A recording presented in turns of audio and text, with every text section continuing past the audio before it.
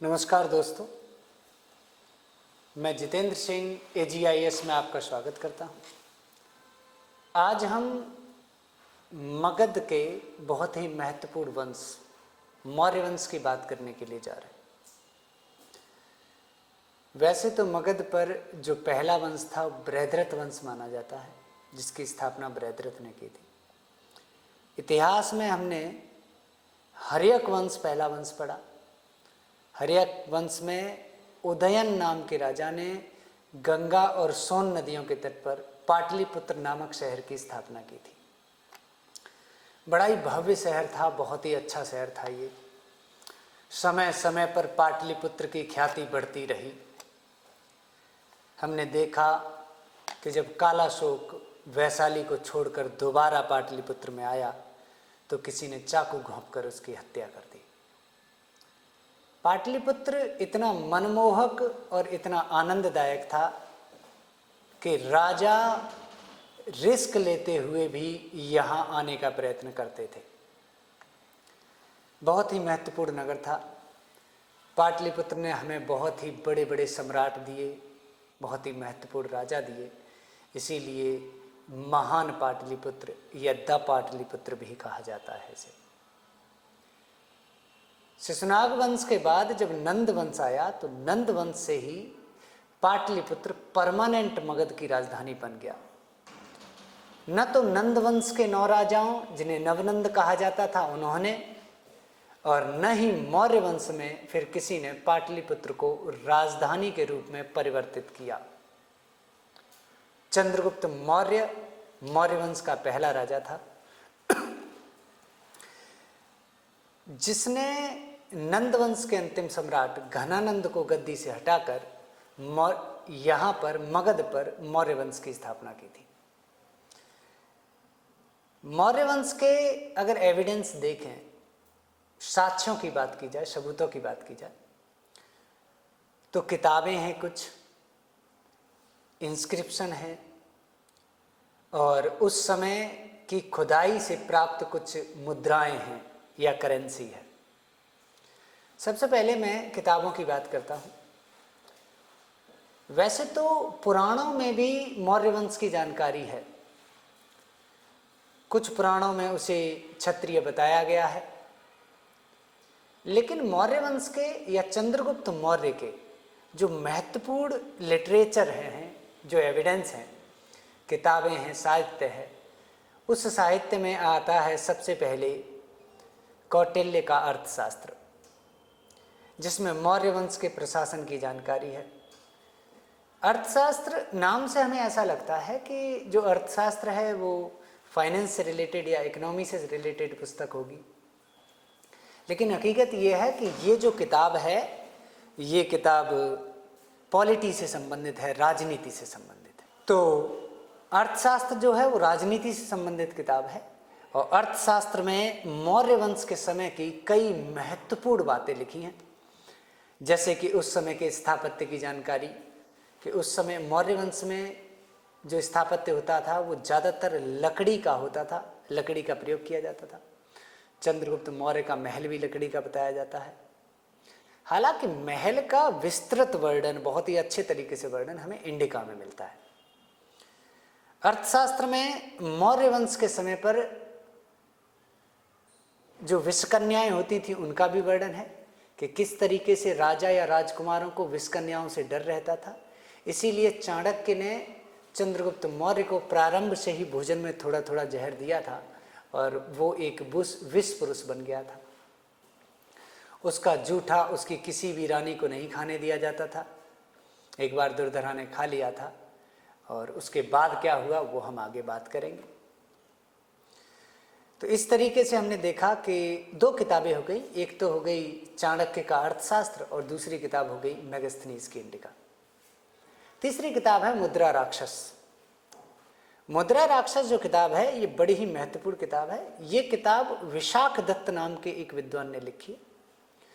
मुद्रा राक्षस में किस तरीके से चंद्रगुप्त मौर्य ने नंद वंश को खत्म किया और मौर्य वंश की स्थापना की, किस तरीके से घनानंद को हटाया, ये सारी कहानी मतलब नंद वंश का पतन और मौर्य वंश की स्थापना की जानकारी हमें मिलती है मुद्रा राक्षस से। विशाख दत्त द्वारा कृत लिखी गई है, बहुत ही महत्वपूर्ण पुस्तक है। 3 किताबें हो गई। इसके अलावा अगर हम इंस्क्रिप्शन की बात करें तो एक ही अभिलेख है जो बहुत ही महत्वपूर्ण है, जिसे जूनागढ़ अभिलेख कहा जाता है। इस अभिलेख में ये वर्णित है कि चंद्रगुप्त मौर्य ने सिंचाई के लिए और सुदर्शन झील का निर्माण कराया था गुजरात के क्षेत्र में, गुजरात का जो जूनागढ़ है उस क्षेत्र में। उस समय अब राजा था चंद्रगुप्त मौर्य, तो वो स्वयं तो गया नहीं होगा, ना उसने स्वयं कराया होगा। चंद्रगुप्त मौर्य ही ऐसा शासक था जिसने पहली केंद्रीकृत व्यवस्था स्थापित की थी। छोटे छोटे राज्यों में बांट दिया था पूरे मगध साम्राज्य को, और उस मगध साम्राज्य के छोटे राज्यों में से एक राज्य सौराष्ट्र भी था। अर्थात यहाँ से ये भी पता चलता है कि गुजरात का सबसे पुराना नाम जो है वो सौराष्ट्र है, एंशिएंट टाइम का। और सौराष्ट्र का, गुजरात का गवर्नर चंद्रगुप्त मौर्य के टाइम पर पुष्यगुप्त था। चंद्रगुप्त मौर्य ने पुष्यगुप्त को आदेश दिया और पुष्यगुप्त ने कच्छ के रण में जूनागढ़ में सुदर्शन झील का निर्माण कराया। बाद में शक वंश का राजा था रुद्रदामन, जिसने इस झील के किनारे एक अभिलेख लगवाया जिसे रुद्रदामन का जूनागढ़ अभिलेख कहते हैं। इसके आगे देखा जाए तो लिटरेचर हमारा हो गया कंप्लीट और इंस्क्रिप्शन हो गया। एविडेंसेस में उस समय एक्सकेवेशन में कुछ कॉइन्स प्राप्त हुई हैं। ये सिक्के तांबे के हैं और इन्हें करसारपड़ कहा जाता था। सामान्य भाषा में अर्थशास्त्र में इसे पड़ कहकर भी संबोधित किया गया है। तो पड़ और करसारपड़ जो है वो इस समय की करेंसी होती थी या मुद्राएं होती थी। तो एविडेंस हो गए। चंद्रगुप्त मौर्य का टाइम पीरियड की बात की जाए तो इसका टाइम पीरियड 321 से और 297 BC तक रहा। कुछ किताबों में 322 से 298 भी कहा जाता है। 321 BC मतलब ग्रेगोरियन कैलेंडर जो है, जिस कैलेंडर को आज हम यूज़ कर रहे हैं, जिसके महीने हैं जनवरी, फरवरी, मार्च, अप्रैल, इसे ग्रेगोरियन कैलेंडर कहते हैं। ये क्रिश्चियन कैलेंडर है और इस कैलेंडर से 321 साल पहले वो हमारे भारत में मगध का राजा था और पाटलिपुत्र उसकी राजधानी रही। आगे चंद्रगुप्त मौर्य जो था, इसके कई टाइटल थे, कई उपाधियां थी, जैसे सेंड्रोकोट्स। ग्रीक लिटरेचर में भी, क्योंकि इसने एक विवाह किया था हेलेना से, जो ग्रीक साम्राज्य की राजकुमारी थी, तो ग्रीक लिटरेचर में भी चंद्रगुप्त मौर्य की जानकारी मिलती है और वहाँ इसे सेंड्रोकोट्स या एंड्रोकोट्स कह के परिभाषित किया गया है। इसके अलावा पाटलिपुत्रक भी इसी का टाइटल है। तो पाटलिपुत्रक, सेंड्रोकोट्स, एंड्रोकोट्स, ये इसकी उपाधियां हैं। इसे भारत का मुक्तिदाता भी कहा जाता है, लिबरेटर ऑफ इंडिया। तो लिबरेटर ऑफ इंडिया, भारत का मुक्तिदाता, सेंड्रोकोट्स, एंड्रोकोट्स, पाटलिपुत्रक इसकी उपाधियां हैं, टाइटल है। इसके प्रधानमंत्री की बात की जाए तो जो चाणक्य इसके राजनीतिक गुरु थे, जिन चाणक्य ने सहायता की और इनकी सहायता से इसने नंद वंश को खत्म करके और मौर्य वंश की स्थापना की। मुद्रा राक्षस नाम की किताब में नंद के एक सामंत राक्षस का भी वर्णन है जो चिढ़ गया था चंद्रगुप्त से, और वो ये कहता था कि मैं चंद्रगुप्त मौर्य को भी मार दूंगा और मौर्य वंश नहीं चलने दूंगा।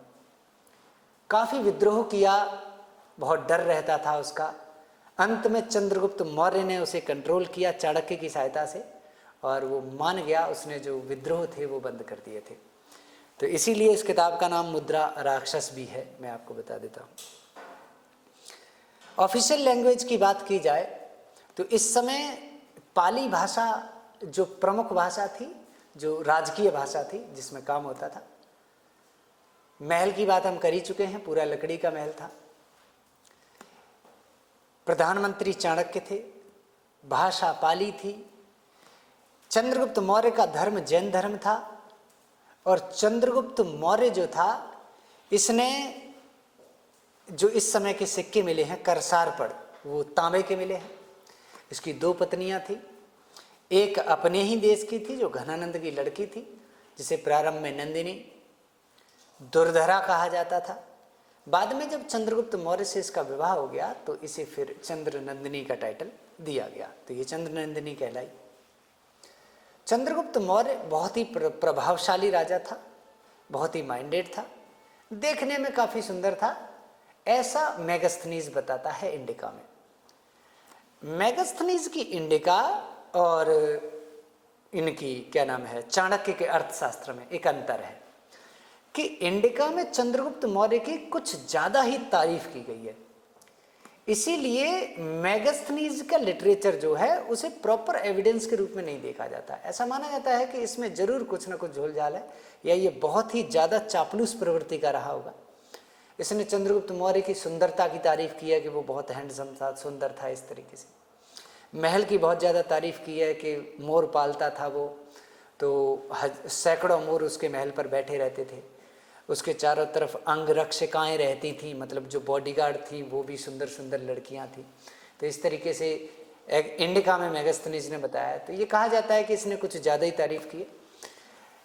मेगास्थनीज पकड़ा कहाँ जाता है कि वो लिखता है इंडिका में कि उस समय मगध में अकाल नहीं पड़ते थे, जनता बहुत ज्यादा सुखी थी, जबकि चाणक्य ने अपनी पुस्तक अर्थशास्त्र में यह लिखा है कि उस समय मगध में एक भीषण अकाल पड़ा था जो 12 साल के लिए था। 12 साल का भीषण अकाल, और जनता त्राही त्राही करने लगी थी। चंद्रगुप्त मौर्य जैन धर्म का अनुयायी था, जैन धर्म मानता था।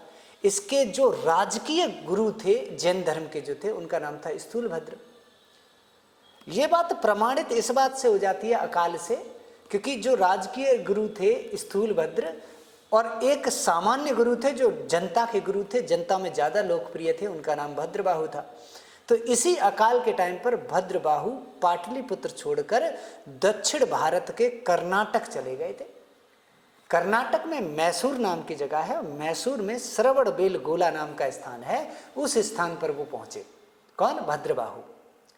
भद्रबाहु के फॉलोअर बहुत ज्यादा बताए जाते हैं, और मगध में प्रॉब्लम थी क्योंकि काल पड़ रहा था, पीने के लिए पानी नहीं था। राजा की सबसे बड़ी प्रॉब्लम तो ये थी कि जनता तक पानी पहुंचाना, क्योंकि एक सदा नीरा नदी गंगा नदी और सोन नदी के तट पर था मगध, तो गंगा नदी ही एक पानी का स्रोत बच गया था, वो भी बहुत कम पानी था, जबकि सभी कुएं, तालाब, नदी, नहरें और बाकी सारे सूख चुके थे। चंद्रगुप्त मौर्य परेशान तो था ही, ये उसके लिए चुनौती थी कि किसी भी तरीके से पानी पहुंचाए। भद्रबाहु ने उसकी प्रॉब्लम को कम करने के लिए वो अपने शिष्यों को लेकर और चले गए साउथ इंडिया। लेकिन जब वो लौटते हैं तो इस स्थूलभद्र उनकी आलोचना करते हैं, ये कहते हैं कि ये भगोड़े हैं, अपनी मातृभूमि, अपनी देश छोड़कर चले गए थे, इन्हें यहाँ रहने का कोई अधिकार नहीं है। उसी समय फर्स्ट जैन काउंसिल कराई जाती है, जो चंद्रगुप्त मौर्य ही कराते हैं, प्रथम जैन काउंसिल 300 BC के आसपास या 300 ईसा पूर्व के आसपास, 300 BC। ये जैन काउंसिल चंद्रगुप्त मौर्य की राजधानी पाटलिपुत्र में हुई थी, और इसके जो प्रेसिडेंट थे, अध्यक्ष थे, वो स्थूलभद्र चुने गए। इसी काउंसिल में ऐसा बताते हैं कि भद्रबाहु ने स्थूलभद्र को चैलेंज किया और असली जैनी होने का दावा स्वयं को किया कि मैं असली जैनी हूं। जैन धर्म में जिन शब्द, जिन अर्थात विजेता, जैन धर्म में जिन शब्द का मतलब है विजेता, और जैनी को जितेंद्रिय होना बहुत आवश्यक है। जितेंद्रिय अर्थात जिसने अपनी इंद्रियों पर, अपनी भावनाओं पर, इच्छाओं पर विजय प्राप्त कर ली हो। भद्रबाहु ने कहा कि मैं जितेंद्रिय हूं, मेरी सभी इंद्रियां मेरे कंट्रोल में हैं, और उन्होंने वस्त्र त्यागे इसी समय पर। भद्रबाहु जो थे उन्हीं के नाम पर, या उन्होंने ही पहला अलग संप्रदाय, अब जैन धर्म 2 भागों में बढ़ चुका था इसी समय, चंद्रगुप्त मौर्य के टाइम पर भद्रबाहु ने एक संप्रदाय की स्थापना की जिसका नाम था दिगंबर संप्रदाय, जबकि स्थूलभद्र जो राजकीय गुरु थे उन्होंने श्वेतांबर संप्रदाय की स्थापना की।